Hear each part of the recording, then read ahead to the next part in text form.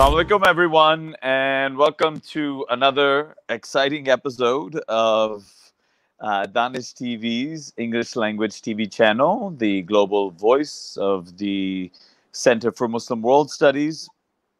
I'm Junaid Ahmed, and we are incredibly delighted to have a great activist leader in the American Muslim community, larger activist community in the U.S., Darakshan Raja with us.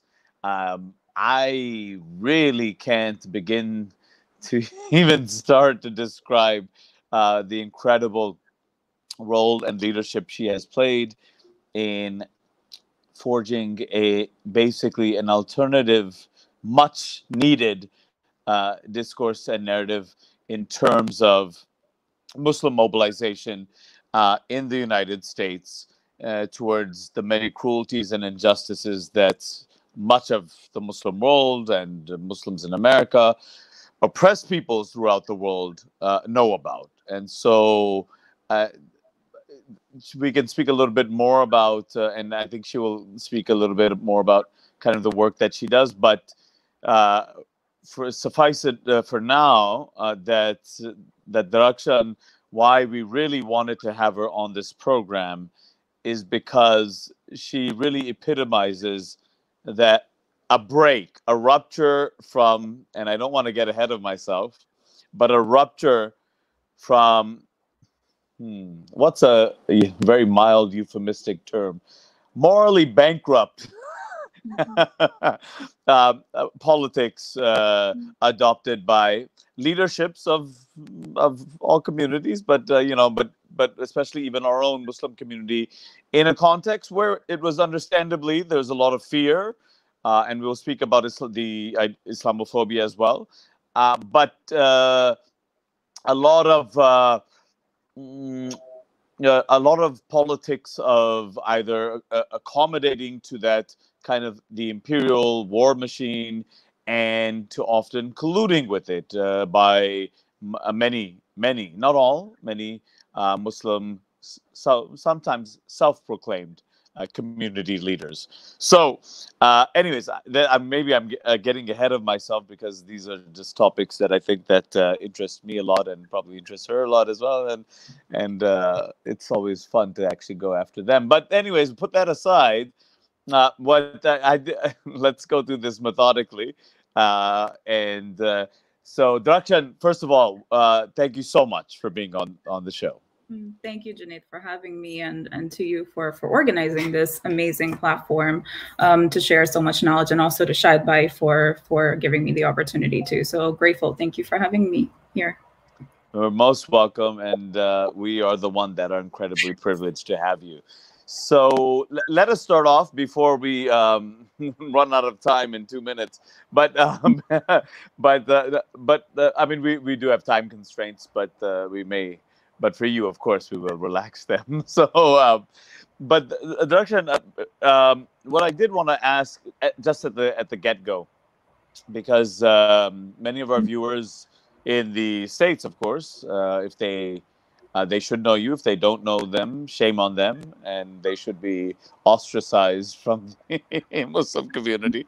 But no, joking aside. But so many do know you and who I have today, and but of course, many may here in Pakistan and elsewhere may not know kind of your own kind of political trajectory in getting involved in issues that that confront what we kind of see as the main features characterizing kind of American society, global society, these persistent issues of predatory corporate capitalism, of patriarchy, of white supremacy, and so on and so on. So, I mean, I don't want this to be my show, and in which I go on and on, but I did want you to kind of give a sense of kind of what led you to having that analysis, that critique, that politics. What was the trajectory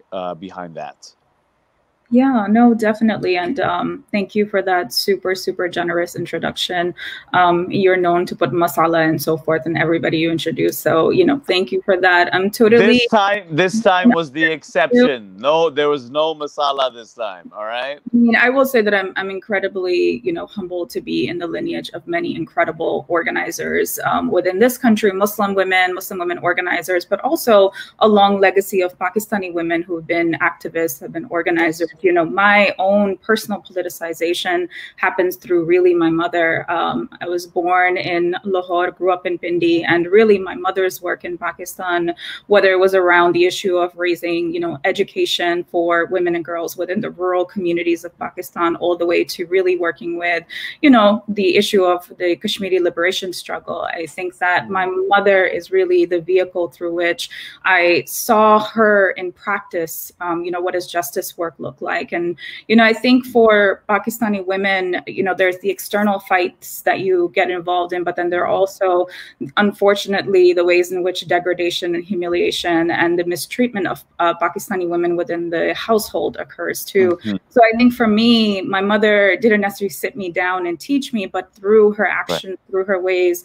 she really showed me, what fighting on all fronts looks like. And I think so many Pakistani women do this unacknowledged. Here we call it organized activism, but the truth is, Pakistani women have been doing it as a way of just being, in terms of mutual aid, taking care of one another, being on the front line, supporting, struggles, being there, and often very uncredited. I'll also say I'm really, really, really, really blessed with my father as well. When he was alive, I think he also showed me a lot of fights against injustice. And I always say that I think being the daughter of these two incredible human beings, I feel like I owe it to them to be the person that I am, to do justice to them, because they made a lot of sacrifices in order to give me the life that I have. So really, I would say the way my mother was treated in Pakistan, our migration story. My mother is the reason why we migrated to the United States, which is quite unique because most immigration stories are actually because men migrate over and then bring their wife or their families over, whereas my mother is the reason why we migrated to the United States. And then I think moving into New York City in the Bronx, I think often in Pakistan, the perception of Pakistanis in America is that it's the American dream. There's money growing off trees. The moment you get here, you just get a very lucrative life. And I think what is hidden is that there is a huge... That's not true? Oh, okay. There is a huge Pakistani working class that's here. So I think as soon as my family moved here, I really grew up around Pakistani taxi drivers, workers, who also, even pre 9/11, were facing a lot of racism and xenophobia by the system. So I think my consciousness as a very young child was being shaped a lot by these injustices that I was witnessing. And so it's not surprising that the work I do now, co-founding an organization that works around issues of civil rights and social justice by centering particularly, structural Islamophobia and fighting that, or building the power of Muslim communities, particularly leadership development of Muslim women to be able to take campaigns on. I'm not surprised. I think in many ways I say that the work that I do is actually also about attaining justice for the wrongs that my family has experienced. And when you can't go to the courts, because unfortunately the law is not always just, the courts are not always, an institution you can find redress for, then I think for me, this work is a way of, maybe if I can do something that it can help one more family, or, another young Darakshan not have to live through that, or another, my dad not experience that, then to me, that feels like a form of justice on its own, to say, what can we do to prevent it so it doesn't happen to other people? Right. And I can certainly attest to the world that certainly Darakshan has helped many, many families, I think, that to navigate and negotiate the incredibly difficult times that they've been subjected to within the United States over the past 2 decades and more. So no, that's a wonderful kind of introduction into what has kind of been the formative period in your life that has motivated you to take up, these incredible forms of injustice, and which then leads me to ask you then how you then engaged in a larger kind of critique and analysis of, say, contemporary in the larger sense, contemporary in the last, particularly post 9/11 period, right? I mean, even though it gets tiring, when we keep on referring to 9/11 as this reference point for everything and anything, but at the end of the day, it did have an impact in terms of certain policies and so on, and the resurgence of a very vicious form of Islamophobia. So in this period, and maybe before, but in this period, the specific kind of analyses that you develop around some of the things that I said before that that shaped American political culture, because right now, of course, the world has been subjected to the drama, the theatrics of the American elections, and what the orange man in the White House still, or hopefully, will go. Donald Trump has been doing, and then, okay, a sigh of relief that, okay, now, well, maybe Biden has, now ultimately won, and the Democrats will be back in power, and things will be quote unquote normal again. Great. This was just an interregnum and an abnormality that came, an anomaly that came that, that just disrupted the continuity of very sane, adult American foreign policy. So I know I'm saying a lot there, but in a sense, what has led you to kind of, or if it has led to, I'm presuming that a critique of the dominant American political scene and culture as you have seen it, not just during Trump, because in some ways, one of the questions that always pops up when you go internationally is like, what a strange country. They just had Barack Obama, the first black president, and then you go to Trump. And then the question arises, was there much difference between these Democrats or Republicans, or is there not? So anyways, I'd like you to speak to that, if you can. Yeah, absolutely. I mean, I think my own journey in organizing has brought me to many incredible movement leaders and teachers who have had to I've had to unlearn the dominant whitewashed American history. So part of the migration story of many of us is that we're taught America is the beacon of democracy. It is the land of hope. It's the land of rights. It's the land of multiculturalism and so forth. What is often hidden, which is really the story of America, is what it is actually built upon and what that is, right? So it's settler colonial violence, it's chattel slavery and racial capitalism through anti-Black racism. It is this, need for expanding militarism and empire in order to feed a certain type of a hierarchy that exists in this country. So when people talk about Trump as an aberration, or talk about things like the war on terror as an aberration from the quote unquote status quo, or the thing that is normal in America, I think it's important for us to learn what is the history of America. So if we talk about quote unquote the founding period of America, well, the first 100 years, the antebellum period, right, pre-Civil War, is one of the most violent times in American history. You have manifest destiny that white settlers are literally using the Bible to go in and steal and commit the continuous genocide and land theft of particularly indigenous peoples. We're talking about more than 2.9 million enslaved Black people whose degradation, humiliation, murder, death, kidnapping is the reason why the American South was able to economically rise. I mean, bear in mind that America went to war with itself. I mean, that's literally what the Civil War was about, because people did not want enslavement to be outlawed. That's literally what happens. And so right after that period, what do you get as a result of outlawing enslavement in the country is then you get the people who wanted to maintain that state white supremacist Christian order come back and create 100 years of Jim Crow segregation in the country, which again, people resist again. And so then what do you get when the same architects want to keep that structure intact in the country? Well, they start using the language of law and order and crime to turn around and dehumanize Black communities. And I think in order to understand the war on terror or the structural Islamophobia Muslims are going through in America, it is so important to remember what America has been.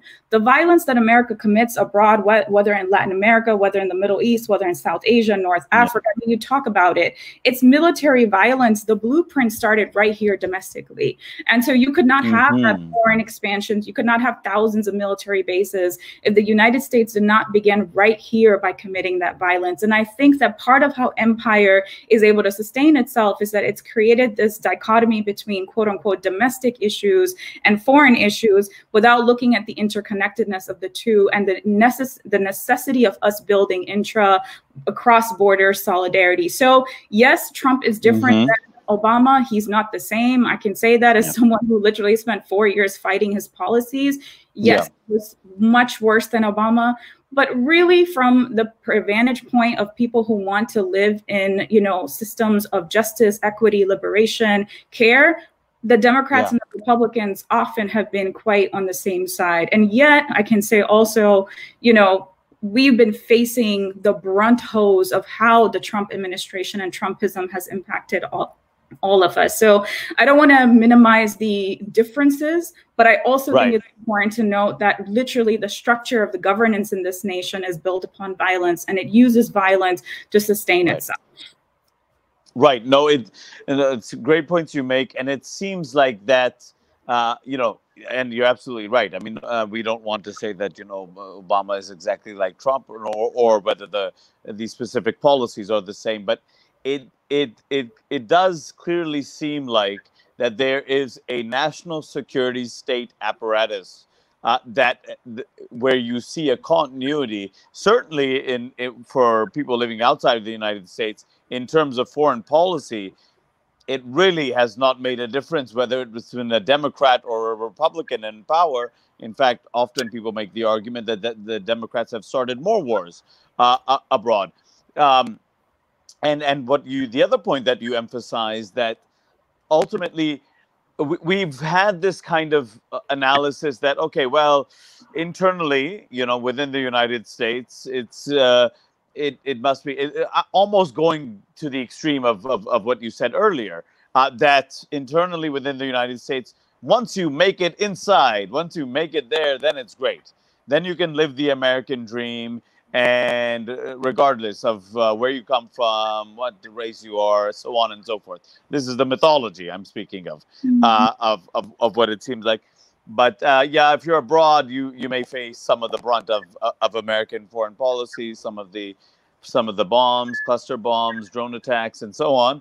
But within America itself. But what the world has kind of seen since, and of course, this is also a bit of a myopia, short-sightedness of particularly, and I'm gonna go pick on them. I'm not even there, so I can say whatever I want. But like for the Muslim American community leadership, to see that things just began to go awry after 9/11.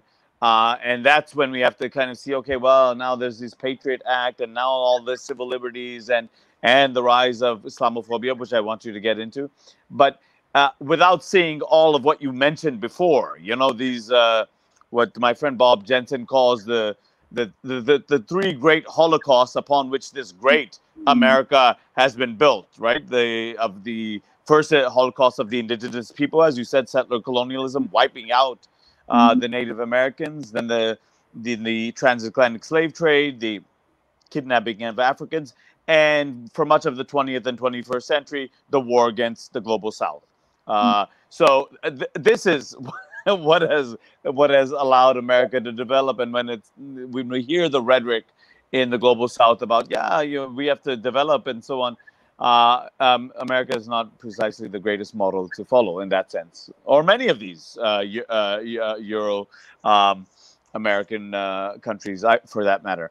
So But one thing I did want you to kind of speak about now is like that post 9/11 environment, and because a lot of our viewership are kind of Muslims who are trying to think through how to kind of adopt kind of a response to what's going on around them, feeling trapped back to the their backs against the wall because of the larger Islamophobia, and not knowing, you know, can they speak out? Can they speak out on issues of American foreign policy? Or should they keep quiet, and perhaps just try to actually, like many of our leaders, and I'll say very bluntly, try to get some of the crumbs at the seat of the table of Pharaoh. So, yeah, no, I mean, I think so. The two things that the post 9/11 climate, as you saw it, of American Muslim leadership, and what were the now it'll be very nice. What were the shortcomings of some of those of their decisions that they took, and the approach that they adopted, as well as to speak about what Islamophobia, because Islamophobia is now a term that is, you know, widely used, and I also think that then it becomes incredibly important to kind of be very specific in defining, not in the definitional dictionary sense, but the way it's been used, right? I mean, this is how when we talk about words, you know, the way it's not about its etymology, right? Islam and phobia, but the way it's been used as part and parcel of this war on terror. What function has it served? And so on. So if you can speak about a little bit your reflections on these things. Thank you, Junaid. So I'm probably going to just pull, I believe there were two main questions that you were asking about, which is more of the post 9/11 climate, and particularly Muslim leadership and their actions, or perhaps what has been the political intervention by Muslim leadership against the 9/11, against the war on terror. And second, more looking at sort of what is Islamophobia and a definition, as well as really, I would say, what is the ways in which it manifests. So let me know, correct me if that captured what you wanted me to talk about. Yes, even despite my incoherence and going all over the place, yes, you have captured it beautifully. Those were pretty much the two main themes.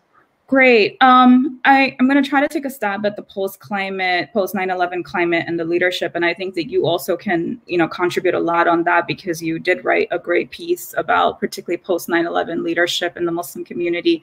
So one, I want to say, in the United States, when we say Muslim community, it's Muslim communities, because we're incredibly diverse, between immigrant communities, between, African-American communities who have a long, long history in this country. And I'll go a little bit about the ways in which we define at Justice for Muslims collective structure Islamophobia as it manifests within the United States. And it goes back to particularly most of it, that intersection of anti-Black racism and Islamophobia. But in terms of post 9/11 climate, I mean, I think it's really important to note that much of the leadership in the Muslim communities, in terms of who has had proximity to the state, has been a certain middle upper class, mainly I would say South Asian and Arab American leadership, with some, of course, Black leadership in there too. But who I think decided to step in and take the mantle of leadership post 9/11 were some of those individuals who fully believed in the idea that 9/11,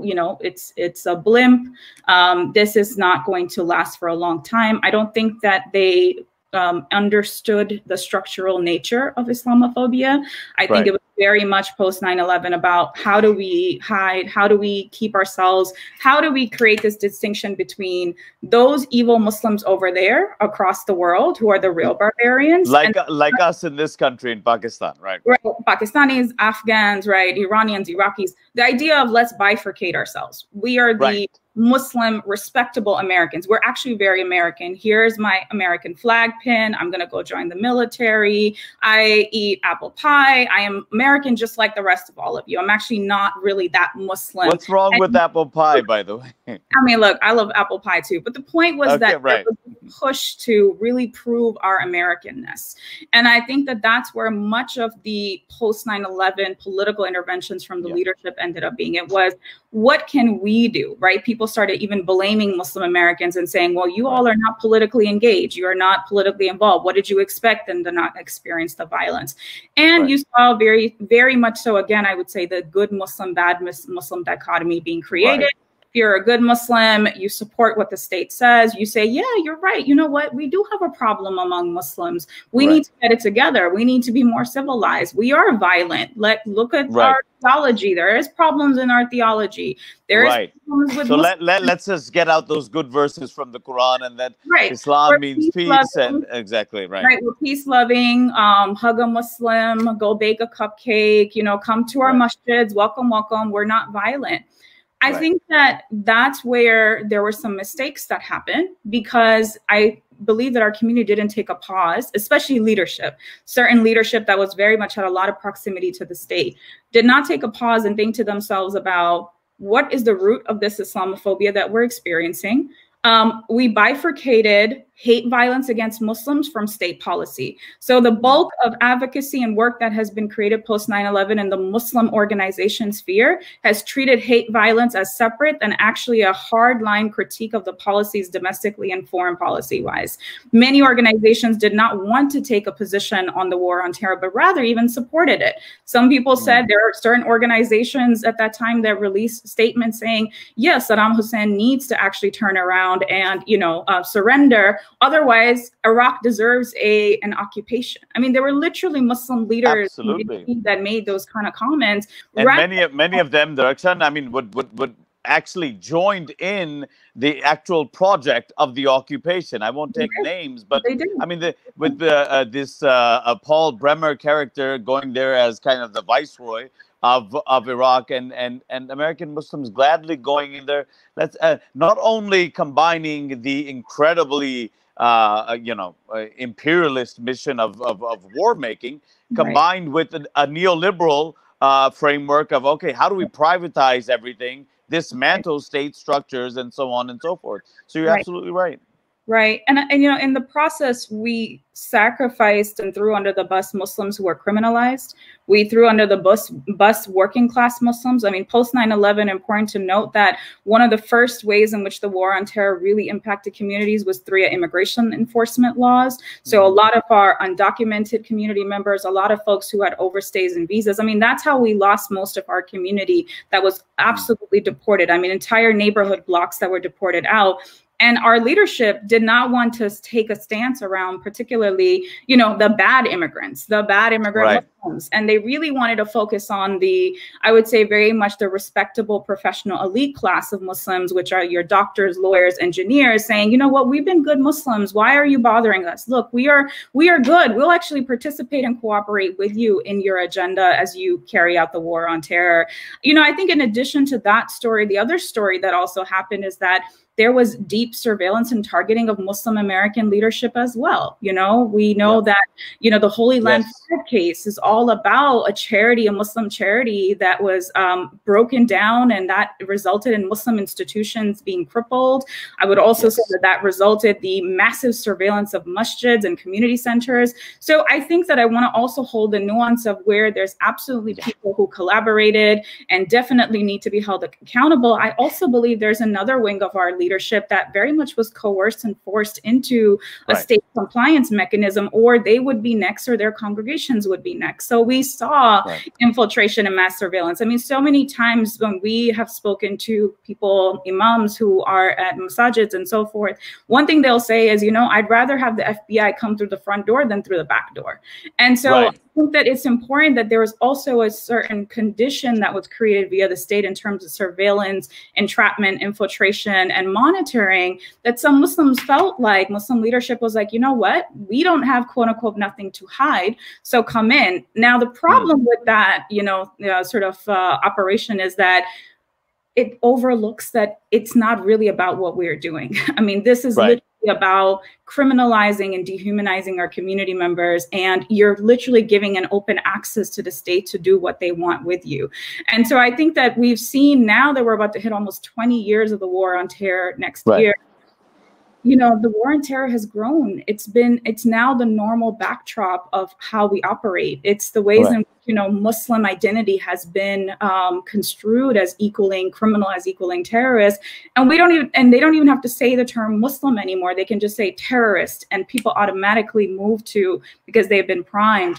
And so I would say, again, there's these two leadership blocks where one I think should be held accountable, but another I think felt very coerced. And also, you know, being in some meetings with Muslim leaders who felt that kind of targeting, I mean, they're holding a lot of pain. They feel like the Muslim community did not have their back. They feel like Muslim leadership threw them under the bus. Like, people who were close with each other feel deeply betrayed. And the truth is, like, you know, I think some of this is also people start complying and surviving. And because to put yourself out there, to take courageous stances, is to mark yourself in front of the state. And that holds deep repercussions. And so I don't want to minimize or overlook also this component of folks who are in leadership. Yeah, no, that's a great point, Darakshan, because I mean, look, we very well know, and of course I'll make another point on this as well, but how the FBI has, I mean, openly kind of infiltrated all mosques, left, right, and center. Even in my small community in Yorktown, we know they're you know, they're there in the mosque, monitoring what's being said on the Friday khutbahs and so on, and trying to recruit native informants within the community and so on. All of this is going on, and again, yeah, I really appreciate the point that yes, that sense of fear does build, and a community leader that is pressured to say that, okay, which one of your community members do you feel like has some kind of views that may be making them crazy, etc., whatever. Of course, on the other hand, the entire framework, as you point out, of this quote unquote how radicalization theory, or how these people become extreme, all of that is quite bogus. I mean, whether academically or even looking at the empirical research done in policy, it's quite bogus where they come up with this stuff. But again, that's what they were applying to these communities, and therefore one can have some sympathy with the genuine fear of many of these you know, whether they're imams or community leaders and so on. But the other point that I did want to make is that because we also across the world, in Pakistan, etc., we often talk about, you know, this the notion that well, you know, the interplay between, and the mixture between religion and politics and is just a problem of, say, of the Muslim world, you know, all of this stuff.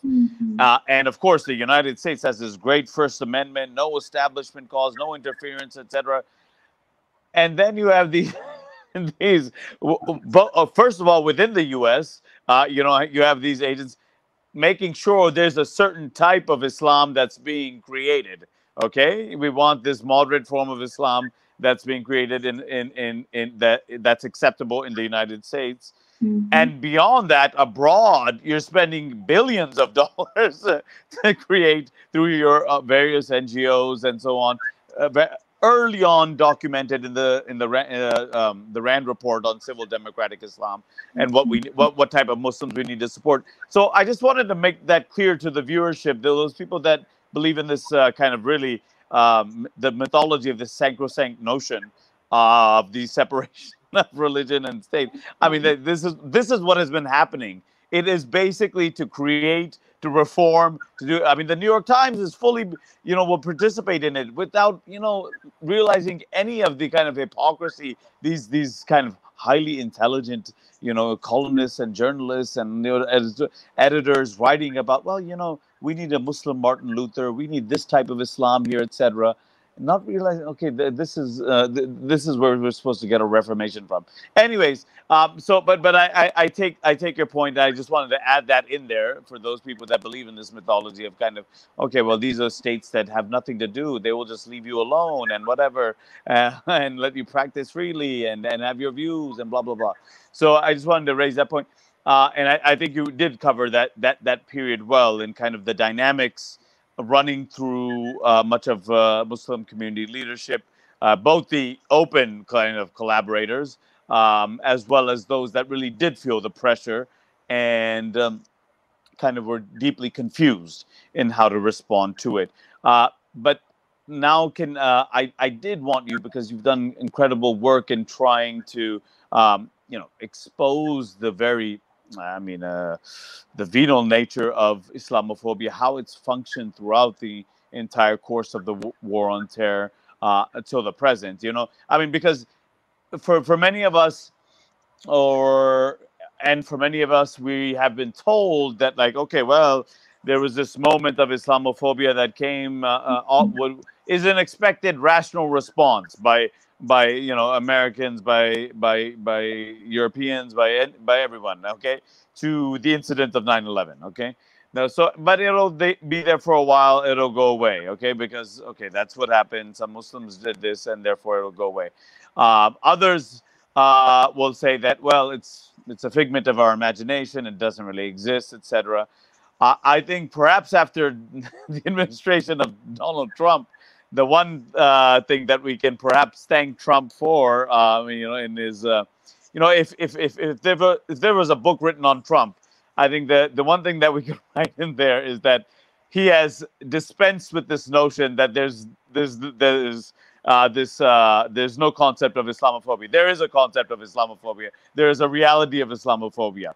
And I think the administration of Trump really put that out in the open. Not to say that the previous regimes did not obviously partake in this, in the Islamophobic policies. So a little bit about Islamophobia, and not just as a general concept, but the particular forms that it has taken, including gendered Islamophobia, the way that has unfolded as well. So yeah, definitely. I would love to hear your views on that. Yeah, no, absolutely. And, I think first it's really important to understand that structural Islamophobia is baked into the blueprint of the United States. And the reason I say that is because if we remember that chattel slavery, up to 40% of the enslaved Africans were Muslim. And from the beginning of that time, many people do not know that. This is an incredible point. Yeah. And during that time, we know that the brutality of enslavement was the stripping down of identity, of religion, of forced conversions, of violence, of separation of families. And so there are definitely, some writings around particularly how there were Southern laws against Muslims fasting at the time, because we have to understand, right? Islam is actually, if you are a true believer, then it's very hard to demand submission from Muslims to a white master. We don't believe in those kind of things. And this is something, as someone who has the privilege of being with so many Muslims who organize, who resist, who are, union organizers.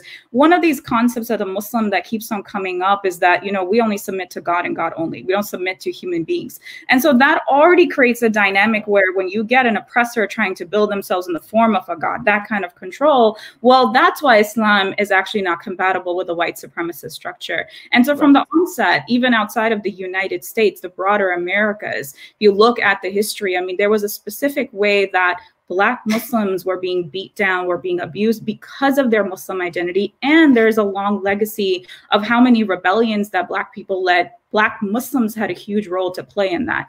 Even pre 9/11, we look at particularly through the role of Malcolm X. Malcolm X was seen as a threat because of his Blackness, but also his Muslimness and his pan-Muslimness, right? Pan-Africanism, all of that. He was trying to take the struggle of Black people in the United States and build connections all over the world as much as he could, which is why we have Black Muslims who've been resisting, who are still political prisoners within the US system. So when we talk about Islamophobia, this is absolutely not new. It's not a post 9/11 thing. Right. It existed, it has been here, and it's always been seen as a threat to a white Christian dominant order. And so that's the reason why, it didn't start post 9/11. It definitely, I would say, it expanded. There was a very, very sort of organized way that a narrative was construed. If you remember George Bush going up and saying that these men are the face of evil, they are the worst criminals in the entire world.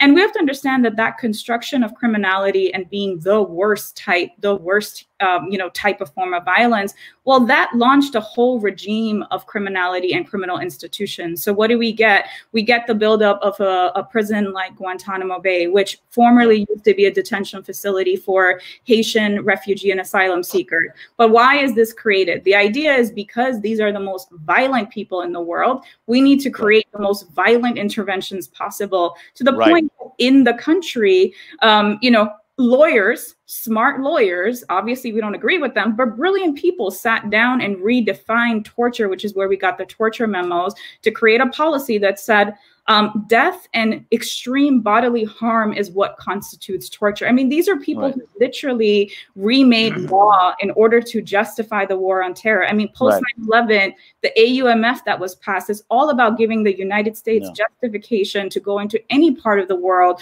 to launch drone strikes, engage in an occupation. So really, I would say that the construction of the Muslim as the worst type of offender, Islam as violent, really, I think the war on terror at the heart of it is basically a new mission of, civilizing the Muslim savage. And you can actually read some of that ideology if you read Obama's new book and memoir that he released, where he talks about in very clear detail about he felt so bad that he had to use drones, but these violent boys and men, like they needed something and he wanted to save them, but he didn't and decided to drone them anyway. So literally the writings of these sort of men and women. And that's a passage that, I was going around, but I was forced to, as if there was a hurricane that came and that forced him to kind of kill these people, right? Like, it's disgusting, actually. Yeah. It's literally the white man's burden is what he's articulating. It's literally that logic. And so that's why I do believe that, again, the war on terror is about civilizing the Muslim savage, but also about creating an Islam that is palatable with expansion of empire, with submission, and not one that, many people in our faith tradition have used as a source of resilience, as a source of doing work around justice. And I think that that's the side that actually threatens them, which is why they're actually afraid of Islam as a political vehicle, as well as using the theology for a political purpose. They're actually extremely afraid about that and like to sort of depoliticize Islam and make it about, what you guys are following is just the problem. And if we just fix the theology, forget the, hundreds of years of colonization and the war on terror. That just doesn't exist. Forget the histories of incarceration, of all of that, the violence that our communities have experienced. It's totally devoids it and makes about Muslims and Islam is the problem. And you are the reason why we are committing this violence against you, which is totally in line with how colonial logics have always operated. So it's not new. Right. No, that's excellent points, Darakshan. What I would just add to that is that in some ways, and I'm really glad that you pointed it out, because I just, for the purposes of, time as well, I kind of just went straight ahead to the post 9/11 context. But in some ways, what the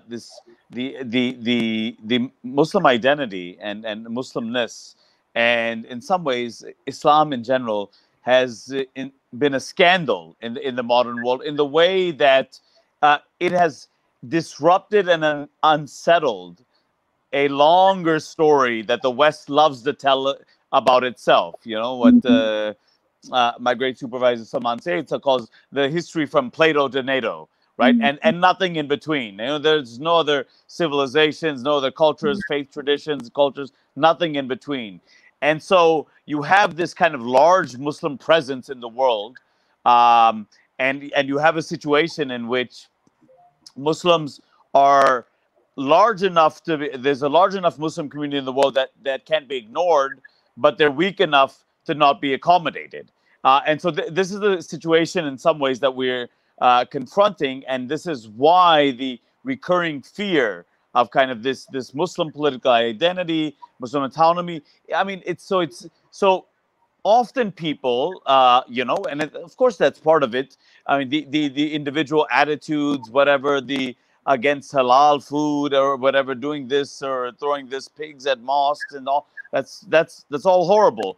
But the way you have framed it as a structural racism, right? Islamophobia as a structural racist form of institutionalized oppression against this idea of Muslimness. And of course, we all remember that the first victim post 9/11 of Islamophobia was not even a Muslim. It was a Sikh guy, and so that's why it's incredibly important to remember what you also spoke about earlier, the very racialized form that this has taken, the way that Muslims have been and Muslimness has been racialized in this entire process of Islamophobia. That you go to the airport. I mean, it's now become so common, the stories, and most of them are true. You can spot a Muslim from a mile away, right? I mean, and so these things have become very true. And I think that again, just to emphasize that. That it is a structural thing, that it is an institutionalized thing, and this is what we often forget about, not only with kind of the idea of Islamophobia, but racism in general, as is patriarchy and white supremacy. These are not just kind of individual attitudes of kind of people against or bigotry towards others. These are deeply embedded within the state structures from the very beginning, from the very inception. So I'm really glad you pointed that out, but can't go too much more into that because of time constraints. But I wanted to come to the issue that really excites me, and I'm sure excites certainly many of the American Muslims that, quite frankly, look up to you as a leader that is really carving out a path that is radically different from what we've had. And of course, we have a good friend, Fahd, as well. But so basically, it's about you two. It's basically you and Fahd. So carving out a path that can actually provide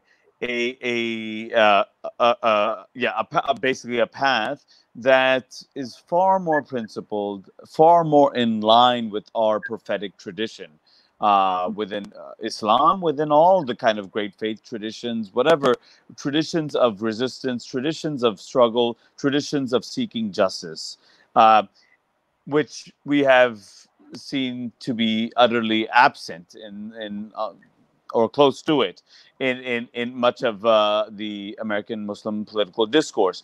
But I will also I will also emphasize that you still have to compete against those voices. They have not gone away, and they have produced younger generations that want to regurgitate the same nonsense of the earlier generations.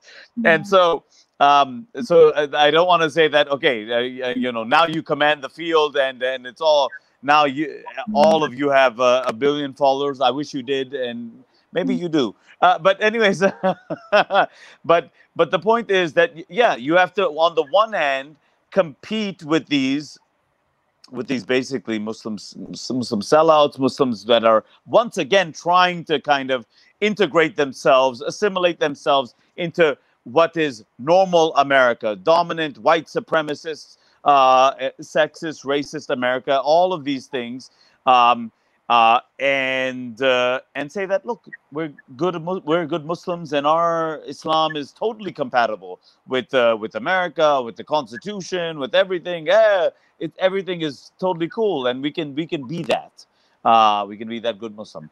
And so you have to compete on the one hand with these characters that are still around, and on the other hand, of course, with an incredibly violent and powerful state apparatus, with its media organs and its corporations and so on and so forth, that also are trying to instill a certain type of a propaganda discourse. So, but in light of all of these horrible things, what we now do have is someone like you, and you will probably tell me, yeah, there are others too. Okay, maybe let me discover them. But someone like you that has really inspired a generation of Muslim women activists activists and leaders who are forging a radically different path that has, I mean, really no time for the kind of really pathetic politics that we have seen in the past of either accommodationism or worse, direct collaborationism with the state. I mean, we have seen, and his name I'm not afraid to say at all, someone like Hamza Yusuf, of course, is a direct, you know, I mean, worshipped for decades as this great white convert who knows so much about kind of Islam and so on.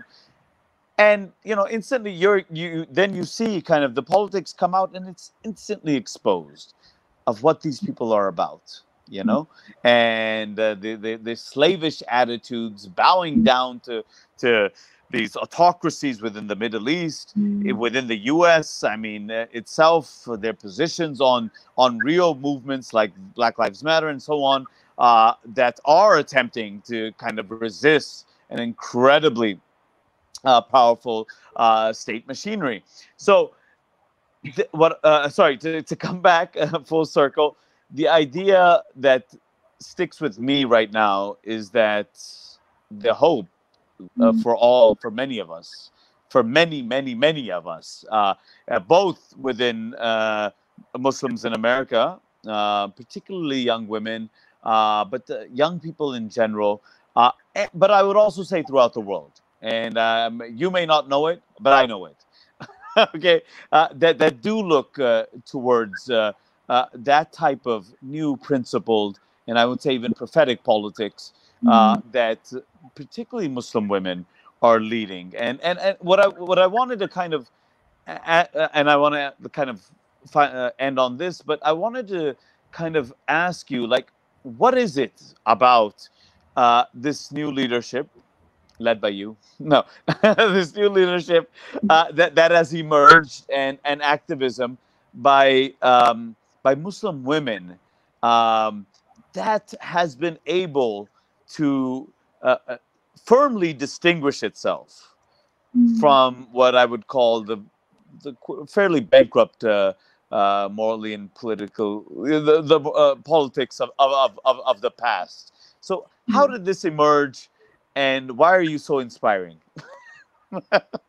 Yeah. Well, I mean, that's a lot, and that's very heavy. And also, thank you. I don't necessarily see myself in that leadership role, but I appreciate that, you know, if that is inspiring to you. And you know, I think as women, we face violence not only from the state, but we also face violence in the household. And, you know, we know if today's structure Islamophobia was taken away, we would still be fighting for our rights. For us, the fight wouldn't be over. And the second piece of this is that when the state marginalizes communities, and particularly in that men get marginalized, well, then men take that violence out on women in the community, women and children. And there's so much data out there that shows the ways in which, you know, war and conflict increase gender-based violence towards women and girls. Also, you know, it really messes up the structure of households, the structure of roles, in terms of if you are taking one part of the community away, or you're marginalizing them, and then you're marginalizing women in a unique way. Like, we face oppressions on multiple layers.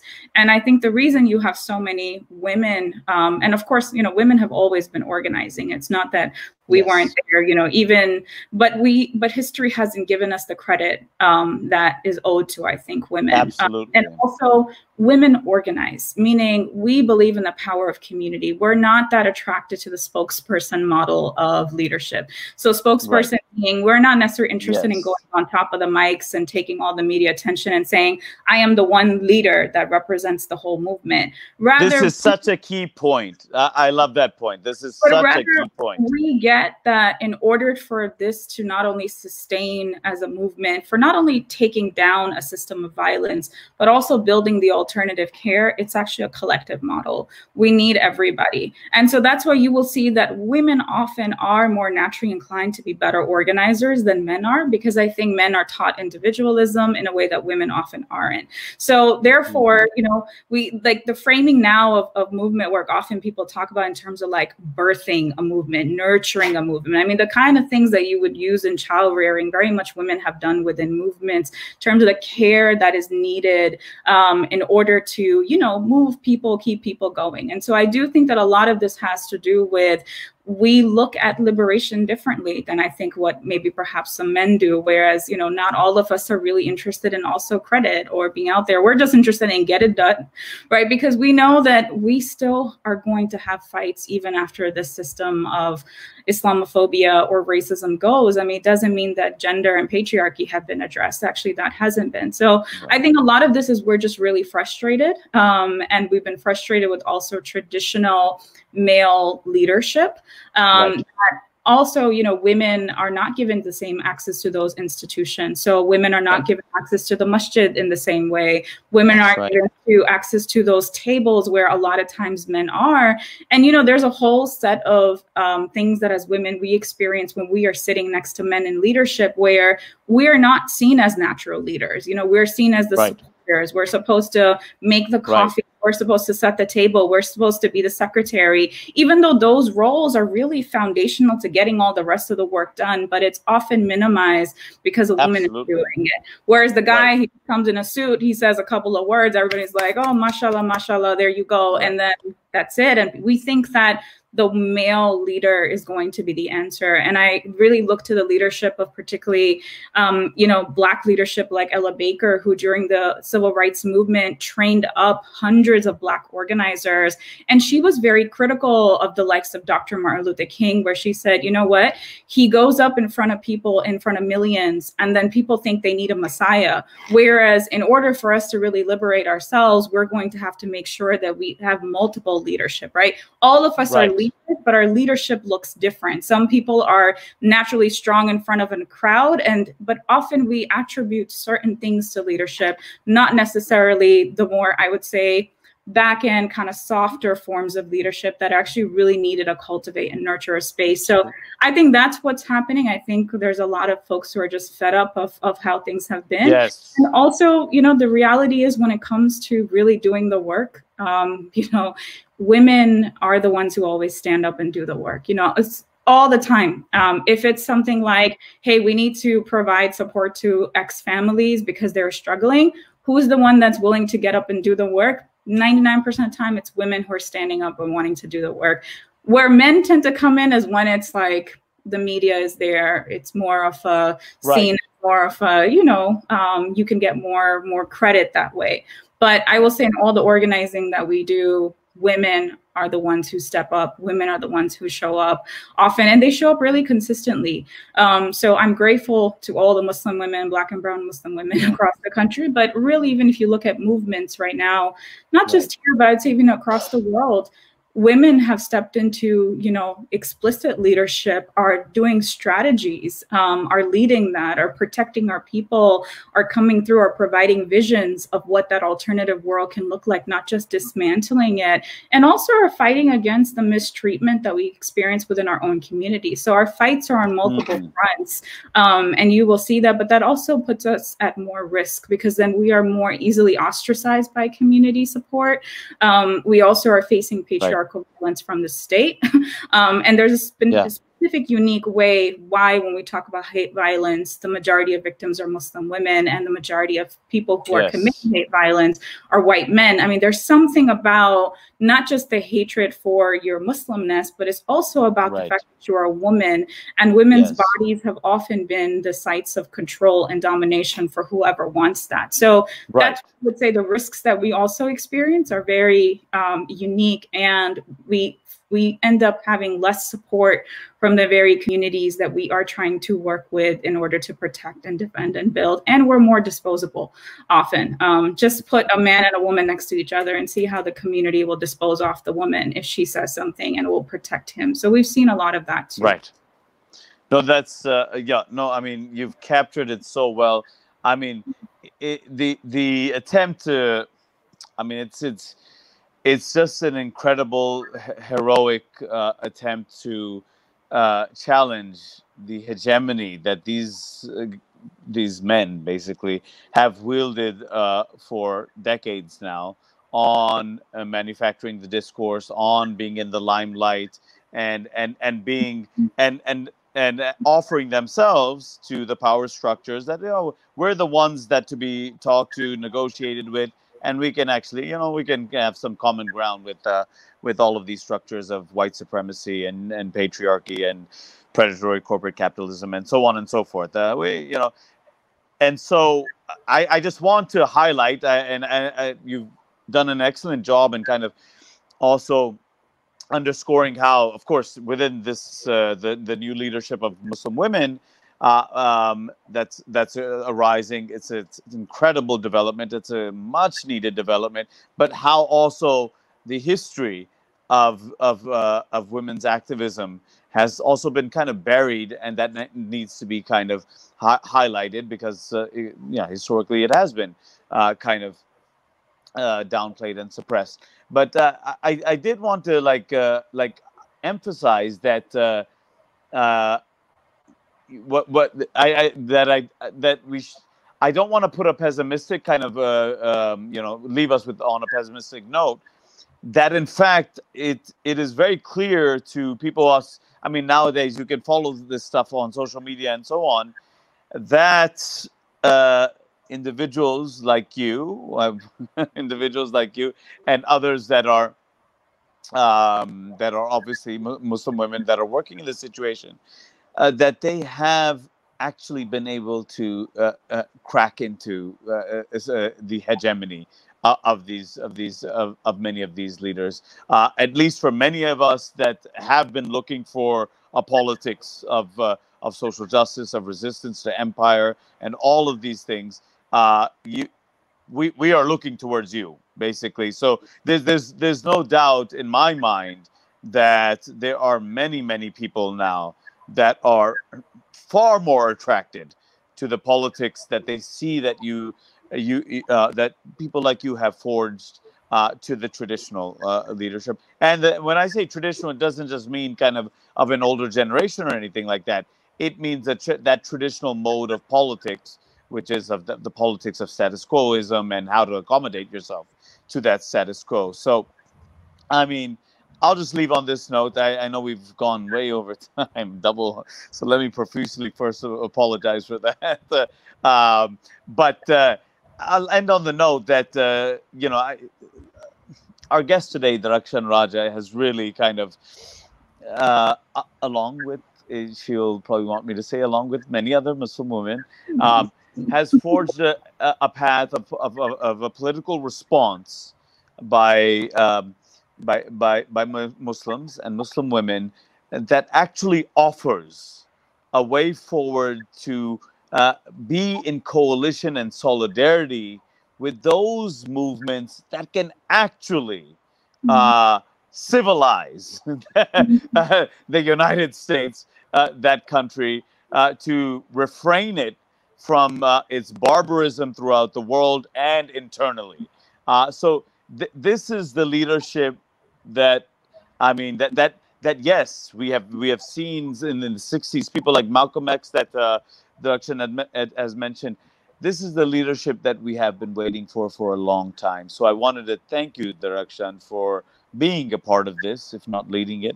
I'll say that very quietly. But being part of this movement that many of us, and as you mentioned, I mean, my post 9/11 experience was like, okay, writing a couple of pieces of extreme anger and frustration, and then performing hijra from the country because I just couldn't take it anymore. Of that type of politics. But yeah, if I knew you then and your politics then maybe I would have stayed.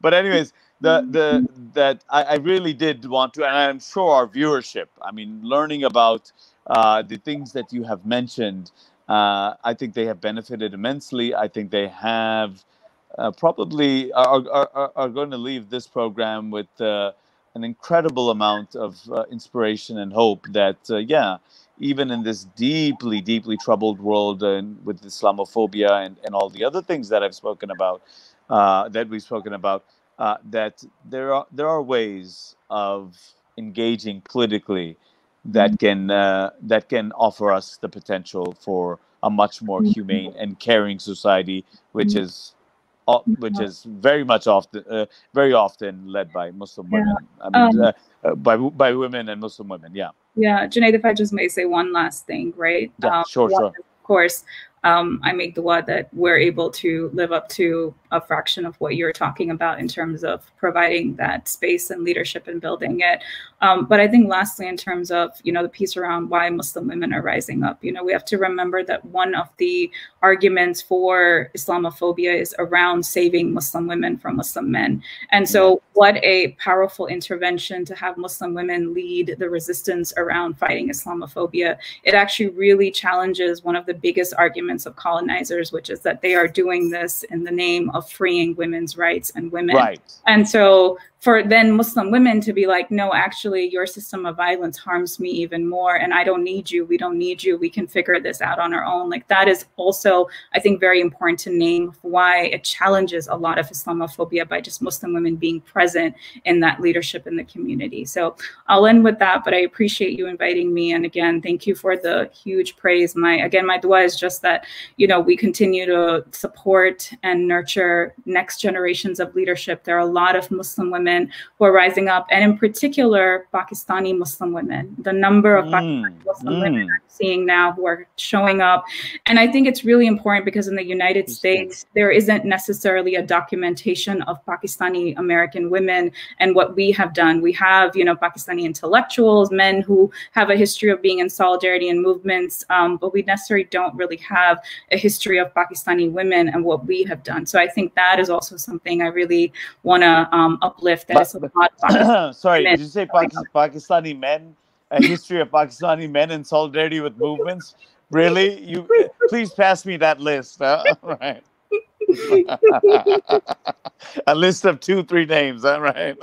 But I think we have a documentation of them, right? Yes, right. We have a documentation of that, but we don't really have a documentation of Pakistani women here who have been leading on the domestic front and are doing it. And right now, in movements, there is a big presence of Pakistani women, Pakistani Muslim women who are actually doing some incredible work. So I just pray that we're able to provide, nurture, and support them, where you're kind of taking on your internal family dynamics, because not everyone is always happy. Ladki ko bahar bhej diya, like that kind of, people get very afraid of, oh my God, what does this mean? And so there's the internal kind of work we have to do, and then there's the external work of what it means. But I'm really, really excited to see this next generation that is going to be so much further than we've ever imagined and what we need.